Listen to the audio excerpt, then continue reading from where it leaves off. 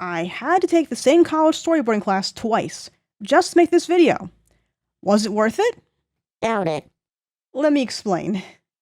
Believe it or not, this whole thing started 3 years ago.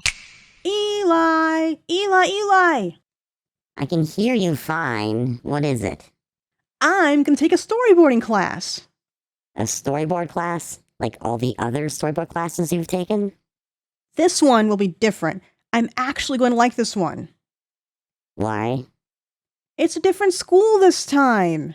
Ah, yes, it was the school that was the problem. Certainly has nothing to do with you. I have a good feeling about this professor. I think this will go well. Yeah, you'll learn how to storyboard, and I'll learn how to fly. You're a dragon with wings. You can learn how to fly. It's an expression. Now, I've taken storyboard classes before, and Eli no doubt will be making jokes about that. In fact, I took 2 college classes on this before, from 2 different majors, illustration and animation. This time, though, I was trying it at a completely different school. I was pretty confident that this would be the best one. I remember sitting at my desk with a Cintiq and a pen that I had had to sign out from a tech room next door, feeling very official. It was my first real class since I graduated. My teacher, a real-life skyscraper of a man, came in full of energy, telling us this won't just be a storyboard class. He's going to treat it like a whole production course from the ground up. Everything an industry storyboarder would have had handed to them in a series. We're going to make all of it in this class first. The character turnaround sheets, the background layouts, the script, the voice actor's radio play, the whole shebang. And that was just to get us going. Needless to say, everyone in the room was either daunted, excited, or more likely both. He announced that for our 10-week course, we'd spend the first 5 weeks doing all of that while learning storyboard art theory in class, and the last 5 weeks working on our storyboard. And by the end, we would have a fully finished animatic. Doing the math in my head, I realized pretty quickly that those last 5 weeks were going to be a serious grind, trying to get any kind of final product. He warned us this is no time to get our magnum opus made. We had to keep our script to around 2 or 3 pages. In industry, he said, 1 page of script rounds out to be about 1 minute of video time. Any longer than that, and he warned we'd never finish on time. That night, our homework was both the hardest we'd have to do in the whole class, but also the most simple. We had to choose our story and write our script in time for next class. 3 measly pages to tell a whole story that was worthwhile. I racked my brain all week, resisting the urge to storyboard my 8-page Glitch Witch pilot episode that I wrote a few years before this. You know you want to. Of course I want to. You're not supposed to let me do it, though. It's more important to make something I'll actually get finished the whole way through. Aw, but it'll be so fun. Don't tempt me. I finally settled on something the perfect length. I'll tell you more about what I chose later. It's too soon for that now. Back in class again for another day of storyboard theory filled with deeply held animation secrets, as we passed around real story bibles from shows my professor had worked on, including Daria. I never got into Daria when it was huge on TV, but even I knew what a big deal that was. Soon we realized what he was really honing in on was character turn sheets, and we knew what was coming next. Our homework that week was to design every single character in our stories, no matter how many that was, by next class. Now in my case, that turned out to be 4. 4 characters, who would need 5 different angles of them each. Character turnarounds, if you don't know, are a reference sheet for a character at least 5 different angles: front, 3/4, side profile, 1/4, and back. And if your character isn't properly symmetrical in every way, you need to do another 3/4, side, and 1/4 to show any of those differences on the other side. Me, in my infinite wisdom, did in fact make a character not symmetrical. More work for me. Great. Next class, I managed to get all 4 character sheets in on time. I'd call it a miracle, but mostly it was a sleep schedule that closely resembled my real college days. Not recommended. I had a particularly hard time with one character for some reason. She's a curvy character, and that was hard to picture in 3D, so I had some revisions I needed to make for my next class. In addition to our next round of homework. Backgrounds! Everyone's favorite part, right? No one in class was thrilled. I don't know what it is, but most artists I meet are not into doing backgrounds. To all the brave souls out there who are mainly background artists, I salute you. You don't get nearly enough credit for making that not only look awesome, but deceptively simple looking. Luckily, I've been trying to get back into background art. I used to be really into drawing perspectives as a kid, but in high school and college, really kicked that out of me with the same draw a box on a street exercise. This time, I went into it really wanting to keep it simple, but still have fun with it. And it paid off. Next class, I was really proud of what I handed in. It was one of the few times I handed something in and virtually got no notes from my professor. I'd call that a win. How's your class going? It's so great. I told you it was going to work out this time. I'm happy for you. Finally, for week 5, we had to bring in prop sheets and a completed radio play. Prop sheets had to be any object in our story that would be moved by a character, or move on its own, but isn't a character. We had to put a picture of the character that would interact with it with a size-accurate picture of the prop next to them, and then a turnaround of the object next to that with at least 2 angles. One of mine was a flashlight with NASA written on it. Nice and simple, so that didn't take long at all. Finally, the last pre-production work we had to do was make a radio play, where we'd act out the character dialogue and make the audio story for what we're making, music and all. I played 2 of my characters, and my friend Sandra played the other 2. The radio play was one of my favorite parts to make in the whole process, because I love to play with audio. I love cutting together the best version of a voice take and putting it to music. I was still learning how to balance a few things, though. Everyone loved the story and acting in mine, but we all agreed I made the music too loud, and it was hard to hear the voice actors. And I put too many effects on their voices, so 2 of the characters were a little hard to understand. That's me, though. I tend to overdo things. So with those notes, I prepped for the next week making those changes to my radio play. I was so excited for next week, because week 6 was when we were going to get started with the real storyboard, when we'd take everything we learned in our lectures for the first 5 weeks and actually apply them to Storyboard Pro for our own projects, not just samples. The problem that no one saw coming was this was March of 2020. So, due to some unforeseen circumstances, my storyboard class was suddenly canceled after that 5th week. What's the matter? My class got canceled. It's because of the situation. Right, 2020. Another storyboard class bites the dust. After 3 years, it still bothered me that I never got to finish that class. I wasn't sure how long colleges were going to be weird after that 2020 situation. Then one day, I came across something online. Eli! What is it? I'm going to take a storyboard class. I think I'm having deja vu. No, I found the same class online. It'll be the exact same class as last time. So I need to completely start over and do that work all over again.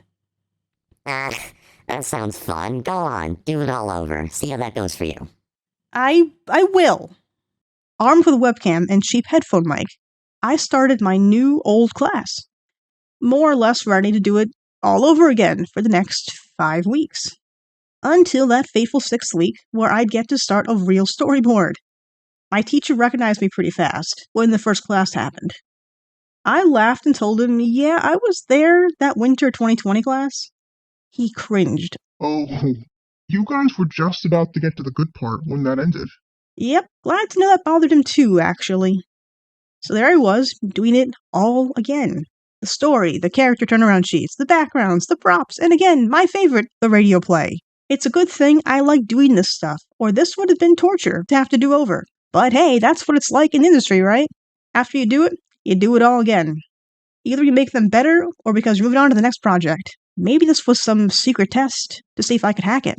Or maybe, sometimes, global once-in-a-lifetime events happen to take us 3 years to get over and try things again. That's okay though, because eventually, 5 weeks later, I did it. I made it back to the point where I left off before. Part of me got worried something else would happen to prevent me from making it to week 6 again. Maybe a comet or something would strike, who knows?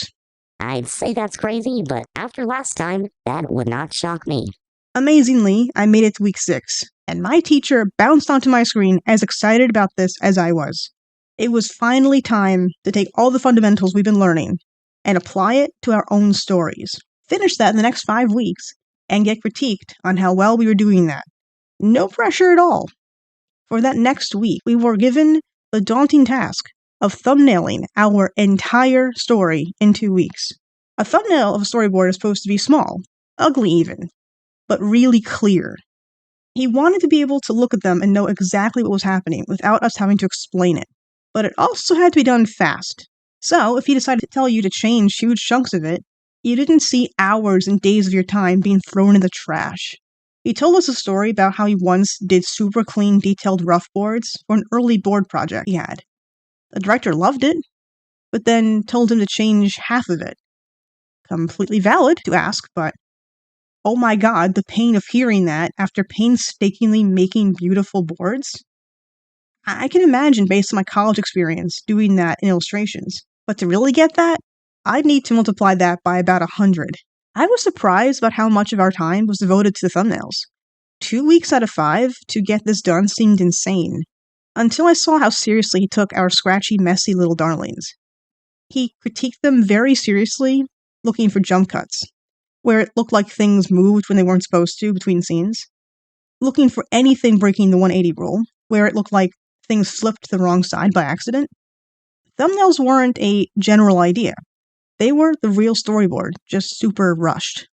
By the 8th week, I'd updated my thumbnails with all the critique changes. I had some serious jump cuts to fix. I also had to do a lot of what my teacher called hookups, where I would make a character pose match the end of one scene and the start of the next. Then he had us add things like arrows to show where our character moved, or red rectangles for when the camera moves. Apparently, I'm naturally very camera happy. When I turned in my last draft near the end, he warned me this was probably going to be way too much, but he was going to let me do it anyway to see how it looks in the animatic. On the 9th week, we were making the animatic. The animatic was the last step. It was the most like what I've done before. It felt like editing videos. And I've played around After Effects enough times to be excited about this part.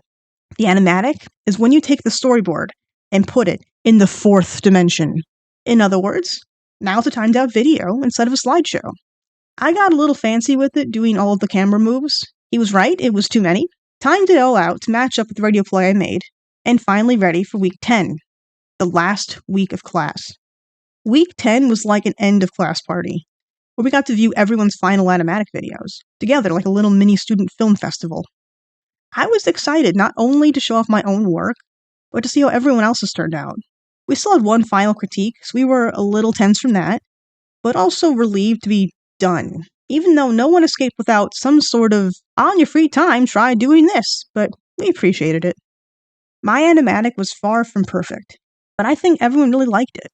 I got a few genuine laughs, no one got distracted or bored, and they had a lot to say in the end. Top honors, top writing honors too. It's such a wonderful repartee, and I love the delivery. Beautifully done, done, and it's so cleverly written, so well written. My teacher praised my writing and my tight editing. He still found some things I needed to add, like more hookups, and he wanted more movement in the talking characters. But he loved the tone of the thing. It really came across the way I hoped, and that had me over the moon. I really enjoyed this class. It was hard, don't get me wrong, but I think it really paid off, and my classmates agree. In fact, one of my classmates agreed to talk a little about it too. Take it away, Gary. I took the Storyboarding Continuing Education class because I wanted a way to add to my animation tool belt. I struggle with self-teaching, so having someone explain the foundations of Toon Boom and Storyboard, I thought that would go a long way in helping me understand storyboarding, well, both storyboarding fundamentals and the programs involved. And whatever happens next, I have a good foundation to stand on. I think I learned a lot about storyboarding and the animation and film industries.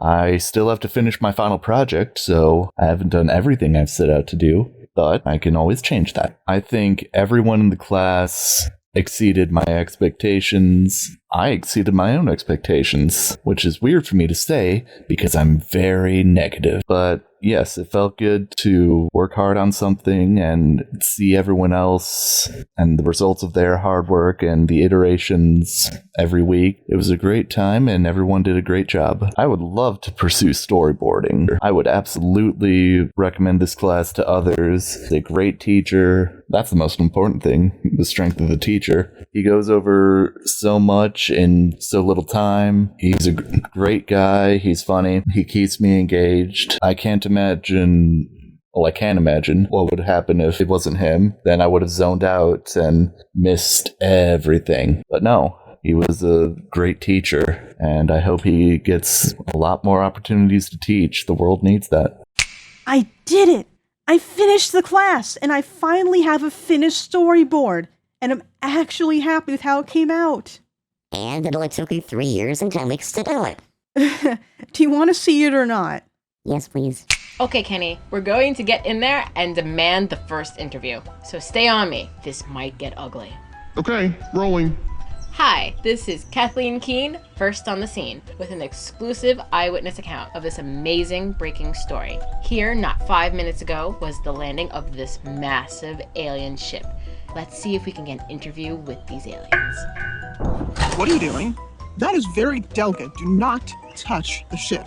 Hi, I'm Kathleen Keene with Channel 1 News, and I'd like to interview you. Why have you come to Earth? Oh, the Earth creatures just want to know why we landed here. That's no big deal. Why we landed here? We crashed. We landed. There's no story here. Now, go away. Shoo. I'm sensing there's more to this story. Share with us, please. Ugh, there certainly are annoying creatures on this planet. That's why we never come here if we can help it. You see, we had engine failure when we crashed into some debris just over this planet. It wasn't just debris. It was the damn magnetic pull coming from this planet. You creatures cause like technology such havoc. I see. So you haven't come here peacefully? Do you have any intentions to harm any humans? The people want to know. The people have a right to know. Kathleen, are you sure about this? Shut up, Kenny, keep rolling. You know what? We will if we have to. This is a fully powered death ray. Do not make me use it. Back away from the ship and let us make our repairs, or I'm prepared to use it. Oh, I don't think there'll be any need for that thing. Did you get that, Kenny? They're threatening me with a death ray. This is live, right? Can you imagine what this will do for my ratings? I did not sign up for this. Big, mean death ray, okay? Back away from the ship. Put that silly thing away. We're not going to shoot anyone. I'm sorry about him. He's just a little cranky after the crash. If you give him some space, I'm sure he'll calm down. Space? Ha! I'm not here to be liked. I'm here to get my story. I don't care if he points that thing at me. I have all of Earth on my side. And if I die in the air, then so be. Hey, isn't that a flashlight? No, this is a death ray, and it works. No, that's a flashlight. It says NASA right there. It's from Earth. We found it in orbit. You leave a lot of junk up there. Okay, fine. We don't have a death ray. Big deal. There was a time where we had funding. A time before our empire fell apart. Now it's all invade, exploit, just to keep up. Ha! This is the story of a century. Annoying Earth creatures. Hey, that was actually really cool. Are you gonna animate it? Shh, don't speak of such things. Let me be done. I want to be done. Why can't I just... But it would be so cool animate. It never ends. I'm not sure if I'll do another video like this in the future, where I take up a post-grad class and talk about my experience. But if you guys like this kind of video, let me know and push some buttons down there so I know you're into the idea. Maybe I will take an animation class and animate this thing. Or try something totally different. Who knows? I like learning new things. It just takes a while. Yeah, years. Oh, calm down. It happened eventually. Anyway, bye guys. See ya.